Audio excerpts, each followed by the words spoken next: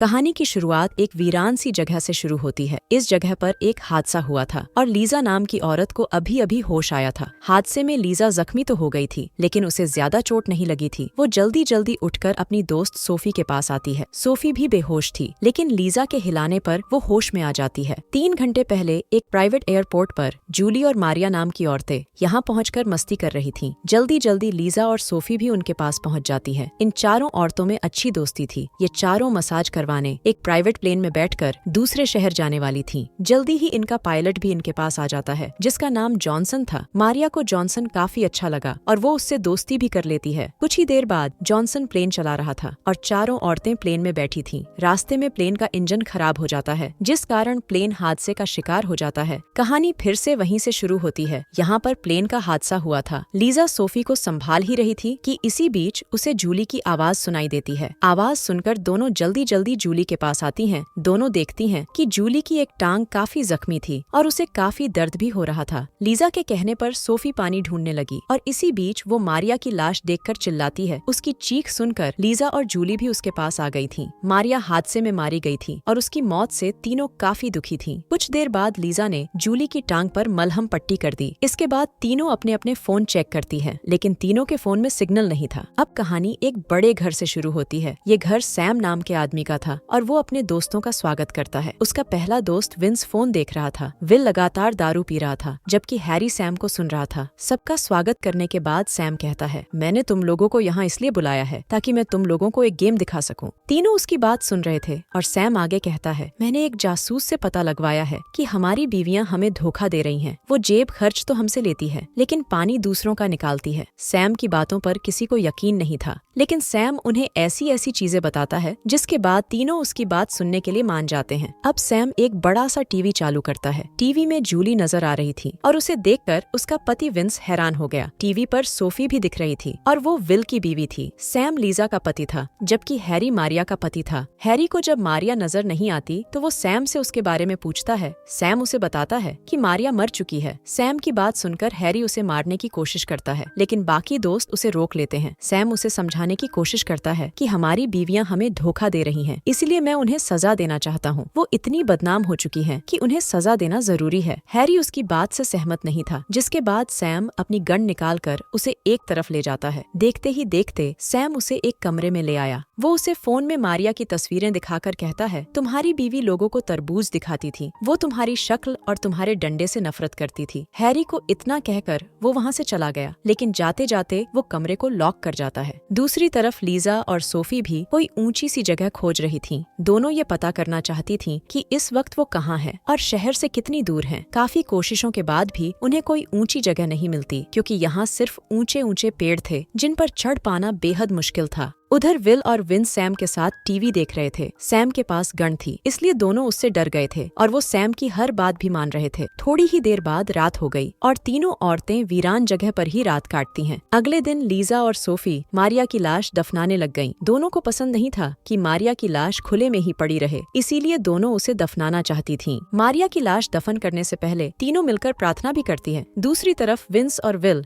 Sam से पूछते हैं कि तुम्हें लीजा पर कब शक हुआ। सैम उन्हें बताता है कि पिछले कुछ महीनों से लीजा बिस्तर पर ठंडी पड़ गई थी, इसलिए मुझे उस पर शक होने लगा। वो बाजार का बहाना बनाकर होटलों में जाने लगी थी। उधर तीनों औरतें बातें कर रही थीं कि उनके लापता होने के कारण उनके पति बेहद परेशान हो रहे होंगे। अगले दिन लीजा और सोफी जूली को अकेली छोड़कर मदद ढूंढने लगी। जूली की टांग जख्मी थी, इसलिए वो उनके साथ नहीं जा सकती थी। दोनों औरतें लगातार आगे बढ़ रही थीं और इसी बीच कोई उन पर तीर चलाता है। तीर पेड़ पर लगा था, लेकिन फिर भी वो दोनों बेहद डर गई थीं। दोनों तीरबाज को समझाने की कोशिश करती हैं कि हमें मदद की जरूरत है, मगर तीरबाज उनकी कोई बात नहीं सुनता और दूसरा तीर सीधा सोफी के पेट पर लगता है। सोफी का हाल देखकर विल गुस्सा हो गया। वो सोफी की मौत नहीं चाहता था, लेकिन सैम उसे गन दिखाकर ठंडा कर देता है। वैसे सोफी की जान बच गई थी। उसने गले में पर्स पहन रखा था और तीर उसी पर लगा था। इसी बीच लीजा की नजर एक कैमरे पर पड़ती है, जिसके बाद वो उस पर छोटे छोटे पत्थर फेंकती है। थोड़ी कोशिशों के बाद एक पत्थर कैमरे पर लगता है, जिसके साथ ही वो नीचे गिर जाता जाता है। लीजा कैमरा उठाकर उसकी जांच करती है। जल्दी ही उसे पता चल जाता है कि कैमरा उसके पति सैम की कंपनी का है। लीजा समझ गई थी कि सैम उसे मारने की कोशिश कर रहा है और ये बात वो सोफी को भी समझाती है। लीजा सैम की आदतें अच्छी तरह जानती थी। उसे पता था कि सैम कई कैमरे इस्तेमाल करता है क्योंकि सैम रियलिटी शो बनाता था। वो अब बाकी के कैमरे भी खोजने लगी और जल्दी ही उसे दूसरा कैमरा भी मिल जाता है। दूसरा कैमरा तोड़ने के बाद वो तीसरा कैमरा ढूंढने लगी। इसी बीच सोफी के हाथ एक बॉक्स लग जाता है। लीजा भी बॉक्स देखने लगी और तभी कोई उन पर गोली चलाता है। हालांकि निशाना चूक गया था और दोनों की जान बच गई थी। अब लीजा सोफी को एक योजना बताती है जिसकी मदद से वो बच सकती थी। इसके बाद वो बॉक्स से वायर निकालती है और वायर निकालते ही सभी कैमरे बंद हो जाते हैं। लीजा जानती थी कि ये मेन बॉक्स है और सभी कैमरे इसी से जुड़े हैं। योजना के अनुसार लीजा और सोफी अलग अलग हो गयीं। जल्दी ही लीजा गोली चलाने वाले के सामने पहुंच जाती है। इससे पहले कि वो गोली चला पाता, सोफी बाई तरफ से उसे पत्थर मारती है। पत्थर सीधा हमलावर के सिर पर लगा था और पत्थर लगते ही वो बेहोश हो गया। ये हमलावर पायलट जॉनसन ही था और तीर भी इसी ने चलाए थे। जॉनसन के फोन से लीजा को पता चल जाता है कि वो सैम के लिए काम करता है। जॉनसन के फोन की बैटरी लो थी, इसलिए वो जल्दी ही बंद हो जाता है। कुछ ही देर बाद रात हो गई। जूली अभी भी अकेली ही थी। इसी बीच वीरान जगह में एक गाड़ी आती है। लीजा और सोफी ने भी गाड़ी देख ली थी। देखते ही देखते गाड़ी से एक लड़का बाहर निकल आया। ये लड़का भी सैम के लिए काम करता था। लीजा और सोफी जल्दी जल्दी उसके सामने आकर उसे गन दिखाती हैं। इसके बाद वो गन के दम पर उसका फोन और उसकी गाड़ी लेकर भाग जाती हैं। कुछ देर बाद लीजा गाड़ी चलाते चलाते सोफी से कहती है, तुम पुलिस को फोन करो और उन्हें जूली के बारे में बताओ। पुलिस जूली के पास जाकर उसे संभाल लेगी। इसके बाद पुलिस को हमारे बारे में भी बताओ। उसकी बात सुनकर सोफी उससे पूछती है कि हम कहाँ जा रहे हैं। लीजा उसे बताती है कि हम सैम के पास जा रहे हैं। थोड़ी ही देर बाद लीजा एक घर के पीछे गाड़ी रोकती है। ये घर सैम का था और दोनों औरतें धीरे धीरे घर की तरफ बढ़ने लगती हैं। जल्दी ही दोनों घर में आ जाती हैं। जिसके बाद लीजा सोफी से कहती है, मुझे भी एक गन चाहिए और वो एक कमरे की तिजोरी में है। इसके बाद वो एक कमरे का लॉक खोलती है। वो जैसे ही कमरे में आती है तो उसे अपने सामने हैरी नजर आता है। हैरी को देखकर दोनों हैरान हो गईं। हैरी उन्हें समझाता है कि मैं सैम के साथ नहीं हूँ, इसीलिए उसने मुझे यहाँ बंद कर रखा है। दोनों उसकी बात मान जाती है। जिसके बाद तिजोरी खोलकर लीजा और हैरी भी गन उठा लेते हैं। उधर सैम अपने साथियों से कहता है, हमें हैरी के पास जाना चाहिए, शायद उसका दिमाग ठीक हो गया हो। लेकिन जब वो कमरे में आते हैं तो उन्हें हैरी कहीं नजर नहीं आता। उधर लीजा की टीम भी मुकाबले के लिए तैयार थी। जल्दी ही लीजा की नजर सैम पर पड़ जाती है। जिसके बाद वो कहती है, तुम दोनों बाकियों को संभालो, मैं जाकर सैम को देखती हूँ। दूसरी तरफ जूली अभी भी अकेली थी और जल्दी ही पुलिस उसके पास पहुँच जाती है। उधर सोफी ने विल पर गन तान दी थी। विल उसे समझाता है कि मेरी कोई गलती नहीं है, सारी गलती साले सैम की है जिसका दिमाग खराब हो गया है। सोफी अपने पति पर यकीन कर लेती है, जबकि विल मौका देखकर उससे गन छीन लेता है। गन मिलते ही विल के तेवर भी बदल गए। उसे भी सोफी पर शक था, लेकिन सोफी ऐसी औरत नहीं थी। वो उस पर गोली चलाने ही वाला था कि तभी हैरी आकर विल पर गोली चलाता है। विंस ने भी अपने हथियार डाल दिए थे क्योंकि उसे जूली पर बिल्कुल भी शक नहीं था। बाहर सैम और लीजा एक दूसरे के आमने सामने थे। सैम उससे कहता है कि तुम धोखेबाज हो, जिसके जवाब में लीजा कहती है कि तुम्हारा दिमाग खराब है, तुम बिना बात के मुझ पर शक कर रहे हो। सिरफिरा सैम लीजा की कोई बात नहीं सुनना चाहता था और ये बात लीजा ने भी नोट कर ली थी। सैम जैसे ही लीजा को मारने लगता है तो वो फिसल जाता है और उसकी गन पानी में गिर जाती है। कहानी के आखिर में पुलिस सैम और विल को पकड़ लेती है। तीनों औरतें बिल्कुल ठीक ठाक थीं और वो अपनी जिंदगी मजे से काटने लगी। लीजा और सोफी ने तलाक ले लिया था, जबकि जूली अभी भी विंस के साथ थी। इसी के साथ इस कहानी का यही अंत हो जाता है। हमारी वीडियो देखने के लिए बहुत बहुत धन्यवाद। अगर आप ऐसी ही वीडियोस के दीवाने हैं तो प्लीज मेरे चैनल को जरूर सब्सक्राइब करें। मिलते हैं अगली वीडियो में, तब तक के लिए नमस्कार।